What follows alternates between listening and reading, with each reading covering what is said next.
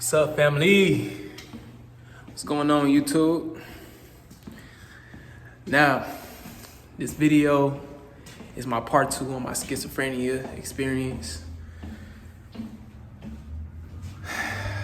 Okay, now this one is a funny one and a weird one, but that's okay. You know what I'm saying? So we gonna get started on this video, and for those who is new, don't forget to subscribe to my channel for upcoming videos, all right? Peace to everybody. I love y'all. And gratitude to the Most High. And let's get it poppin'. But you know what? You see the view? You feel me? You see the view? All right, this is where I'm gonna do my video at. But look, so this is, I'm gonna explain to y'all my experience and how I overcame schizophrenia. For those who can relate and resonate and who feel like or think that they got schizophrenia, this is most definitely for you or for anybody. You know what I'm saying? You might end up experiencing this phase in your life at any age. This can happen to anybody. I'm gonna be honest with y'all, especially if it's running through generations and generations of your bloodline, your family. All right. So this was about 2-3 summers ago. One day, mind you, I'm at my cousin's apartments. I'm laying there, laying down and stuff like that. I wake up one morning, and I was over there at my auntie crib for about 2 weeks. I wasn't taking no pills. And this is the reason why I ended up stopping taking pills. I didn't purposely do it. Well, everything has a purpose, but intentionally, I didn't do it and leave my pills at home. But my home was about 30-45 minutes away from my auntie crib, so I didn't go back for like a couple weeks. I didn't want to go back. I didn't feel like it. You know what I'm saying? So I was just at my auntie crib. But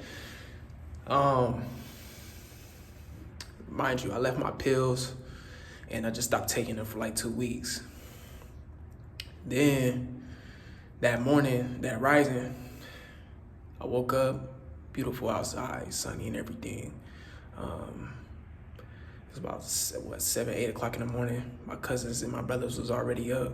I told them I was gonna go on a walk and asked them if they can come with me, and they decided not to.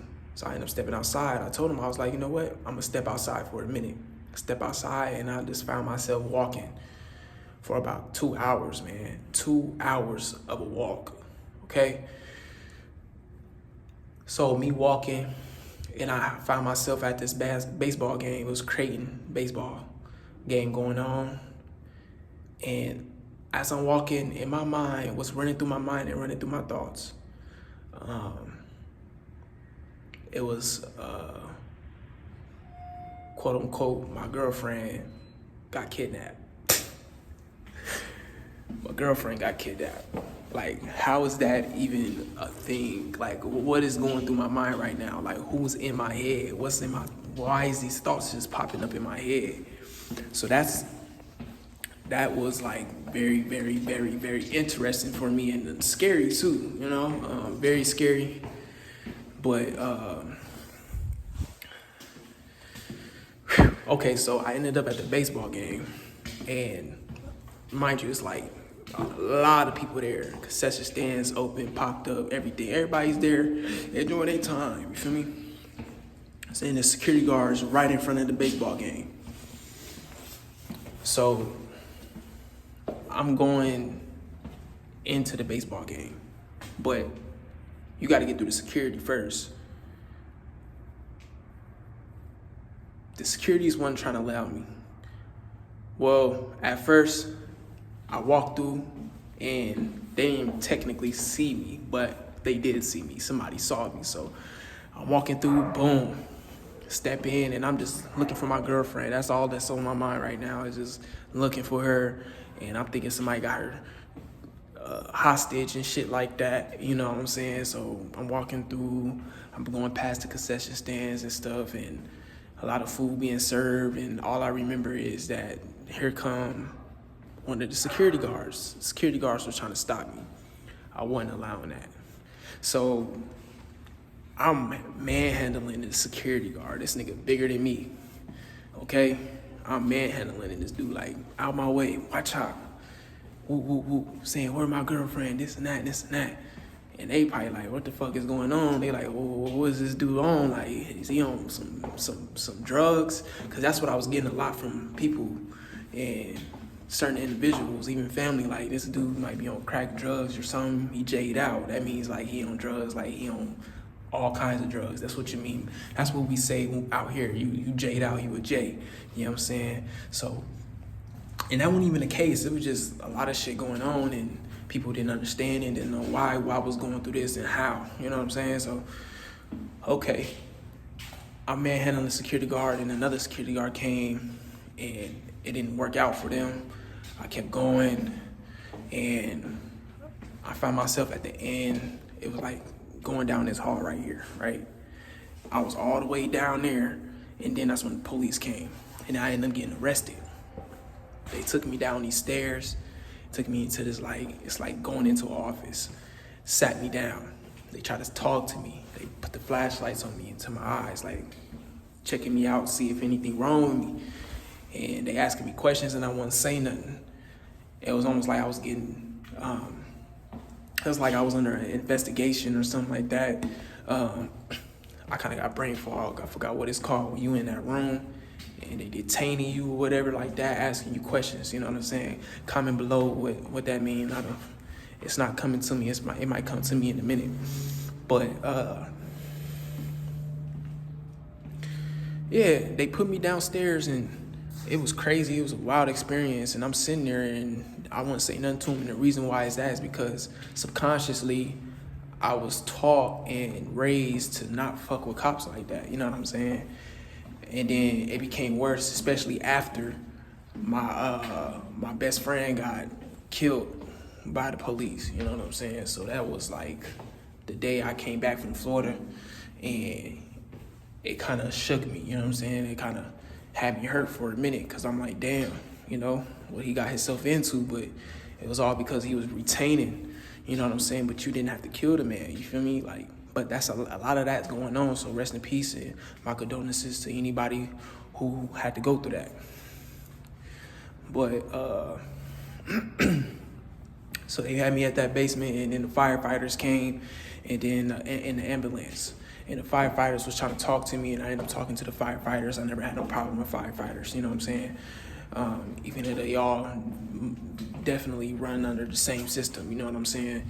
But I told them, they asked me if I wanted some water. I shook my head, yeah, I want some water, you know what I'm saying? So I drank some water, and then they started asking me questions. I started answering little basic questions. They asked me if I was on drugs. I'm like, no, you know what I'm saying? And it was just like, I couldn't really express myself like that, which was the crazy thing about it. Not exactly how I can express myself now and express how I feel and what's on my mind, you know? But that's pretty much what happened. And then I got put in the ambulance, and I got taken back to the mental hospital, you know what I'm saying? So that's pretty much how that went. And that's when, like, everybody was like even more aware of what my situation was about and what was going on. And everybody was being told that I had schizophrenia. My uncle went through this when he was young, you know, so we even resonate even more, and we became even more closer, you know what I'm saying? So like, he is a good man, good dude, you know what I'm saying? But that was one of the crazy experiences, you know what I'm saying? It was wild. I ain't gonna lie to y'all, it giving me flashbacks. But soon I'm gonna be going on my walk, you know, being outside, even though it's like 5 degrees, you know what I'm saying? So like, it's cold, but that ain't stopping nothing, you know what I mean? Yeah, it's not stopping nothing. But how I overcame this schizophrenia though, okay? First of all, I had to get up off the pills. You know, the pills was what making it worse. And this is my testimony and my reason why how I overcame it. You know what I'm saying? This is how I overcame it, you know? So I got up off the pills, stopped taking them, And smoking was a big thing. Smoking really triggers something in the brain to make you flash out or make you do things that you normally wouldn't do. So like smoking, you gotta take a break from smoking. Stop smoking. Stop taking the pills. Start applying or putting fruit and vegetables into your living. You know what I'm saying? Eating healthy is important because that helps build the brain and the mind back up, and it molds your mind into thinking positive instead of negative, and everything about negative, or making you feel like everybody against you when that's not even the case, you know, or scenarios popping up in your head that haven't even happened yet or haven't happened at all. So that was very important. So, and be around people who's helping you and assisting you on your journey with that, because when you're alone and you start to have thoughts running through your head, especially if it's negative thoughts, you can tend to go down that dark hole again and keep going down that dark hole, and it's not a good thing, you know. It's very challenging to overcome that, you know, and it gets worse and it gets worse and it gets worse, especially if you're not seeking out for help. You know what I mean? And it's hard to seek out for help too, because people won't even understand what is that and what really schizophrenia is. And to me, I believe it's just a spiritual awakening. It brings you, a lot of the times schizophrenia get triggered either through smoking weed or you going through a spiritual awakening. And especially when things is going good. Most of the time things is going very good, and heartbreaks also can cause that, but it's very rare. But most of the time, like, it's when things need to be unfolded and things need to be put out onto the table. It's like a lot of baggage you have within your heart. It just needs to be released. You know what I'm saying? All the things you've been programmed to, it just needs to be released. You know what I mean? You need to do, you need to reprogram yourself. And even if it takes you learning affirmations, getting out there, meditating, and challenging yourself to be better. You know, that's what it's about, you know, becoming a better you and a better version of yourself, you know. But very, very deep, you know what I'm saying? So like, make sure y'all subscribe, like the video if any of this resonate to y'all, or if this is important to somebody you know in the family or somebody you feel like need to watch this, make sure you send this video to them, because I guarantee you it's going to help them.